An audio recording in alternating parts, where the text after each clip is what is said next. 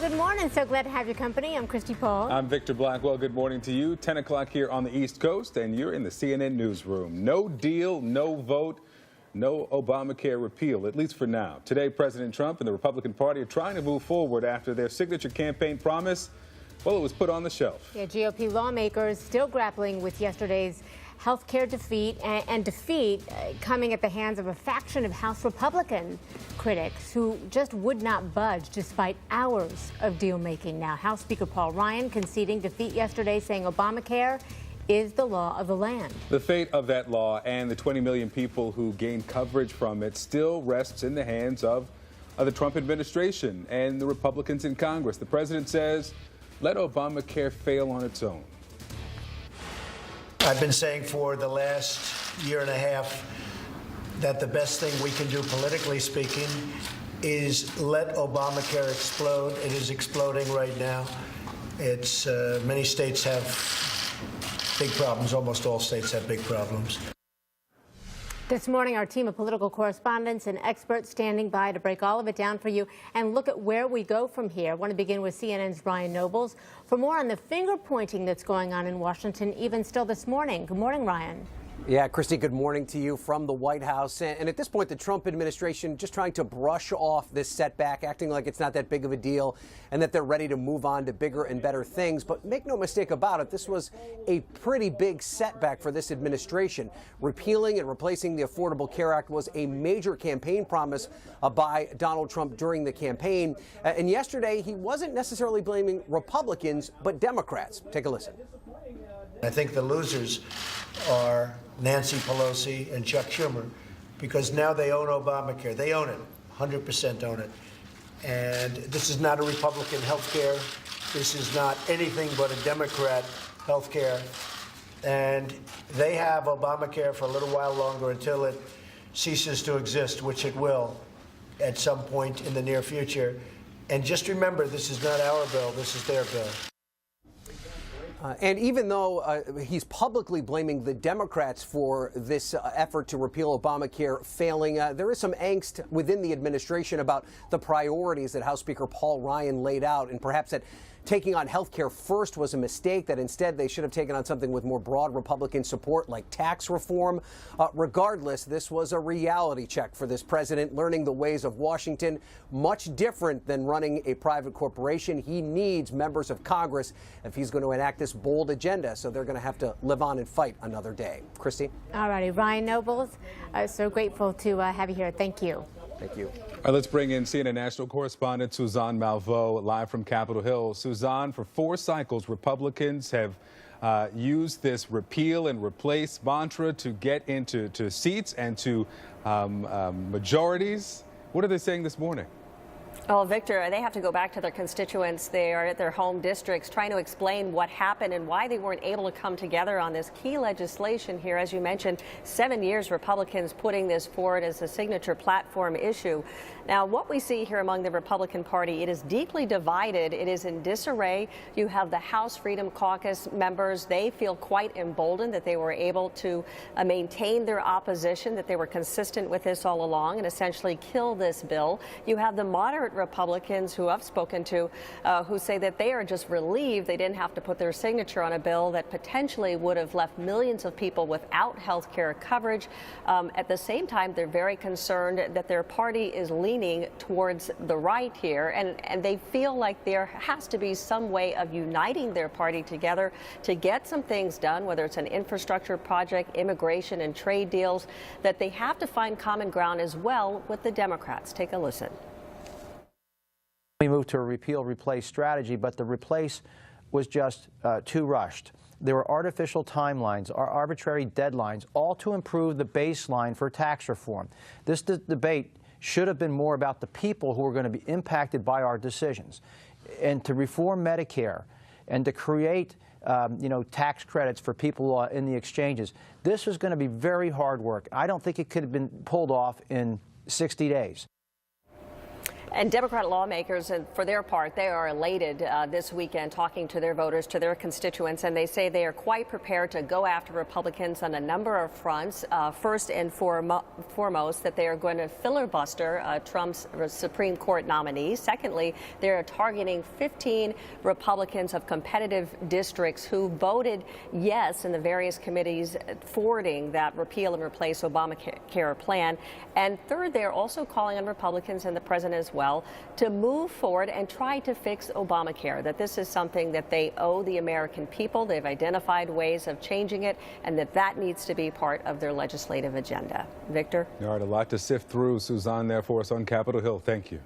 And let's get to CNN national political reporter MJ Lee for more on House Speaker Paul Ryan. As Suzanne was just saying there, MJ, they have to look forward, put one foot in front of the other. What is his biggest challenge as he does so? Well, no doubt about it that this was a tough week for House Republicans, but it was an especially hard time for House Speaker Paul Ryan. Just keep in mind, first of all, that, of course, health care is an issue that Paul Ryan has been talking about for a long time, but this Republican bill that they put forth in the House, this was actually based on House Speaker Paul Ryan's plan called A Better Way. So what he learned this week was essentially that too many of his own colleagues rejected his own plan to do away with Obamacare. So this was a personally difficult moment for Paul Ryan this week. And second, if you just think about the political dynamics in Congress right now, this was the first real big legislation that Paul Ryan tried to move through the House under President Donald Trump, and he failed to do so. He could not bring the two factions that really had his own party and his own conference divided together. And now that President Donald Trump is in the White House, now that they have a Republican in the White House, this is when it really matters. Because keep in mind, Republicans have passed in the past bills to repeal Obamacare, bills to change the health care system, but now they really know that this is the moment when it counts. And when it came down to it, they really couldn't get it done. And I was in the room yesterday when Paul Ryan gave this press conference, basically, acknowledging his defeat, and he was very forthcoming about these dynamics within his own conference. Take a listen to what he said about these growing pains within his conference. We were a 10-year opposition party where being against things was easy to do. You just had to be against it. And now, in 3 months' time, we try to go to a governing party where we actually have to get 216 people to agree with each other on how we do things. And we weren't just quite there today. Now, Ryan has been clear that he wants to move forward on other issues like tax reform, infrastructure, but the question right now is how can members of the Republican Party come together on those issues when they couldn't come together on health care? All right, MJ Lee, thank you so much. Well, let's continue the conversation now with CNN political analyst and national political reporter for Real Clear Politics, Rebecca Berg, and professor of politics and journalism at Morgan State University, Jason Johnson. Good morning to both of you. Morning, Victor. So, Jason, let me start with you. I mean, this was sold, at least the repeal, maybe not the replacement, was sold as a gimme after the election. You had Republican majorities in the House and the Senate, and now you had a Republican president. I want you to watch the Speaker of the House, Paul Ryan, on the day after the election. Watch. And so to your specific question about repealing and replacing Obamacare, this Congress, this House majority, this Senate majority, has already demonstrated and proven we're able to pass that legislation and put it on the president's desk. Problem is, President Obama vetoed it. Now we have President Trump coming, who is asking us to do this. So with unified Republican government, we can fix this.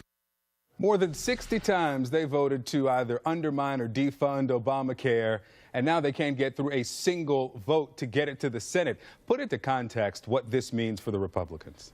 I mean, this is a choke job so bad that the Falcons are making fun of them, right? Okay. Like Too soon for Falcons jokes. I'm just saying, I had to throw it out there, Victor. I mean, literally, you have like a 30-member majority in the House. You control the Senate. You control the presidency. You're soon going to control the judiciary. There is absolutely no excuse for the Republicans not passing this for any other reason than their own incompetence and hubris. And there's two big consequences to this, Victor. Number one, who's going to listen to Paul Ryan now? No member of Congress right now who has a seat up in 2018, especially a seat that's competitive, is going to put their neck on the line for a guy who can't get this policy done. And it also shows that President Trump's threats don't matter. He threatened everybody. Hey, if you're not going to vote for this, I'm going to come after you. Well, obviously his threats are now empty. So this is a really weakened party, and this is a huge embarrassment and just a pathetic example of governance. Rebecca, a huge embarrassment, and thus far we know that the president has not taken any responsibility, and they're heaping praise on one another. The president loves Paul Ryan. Paul Ryan loves the president.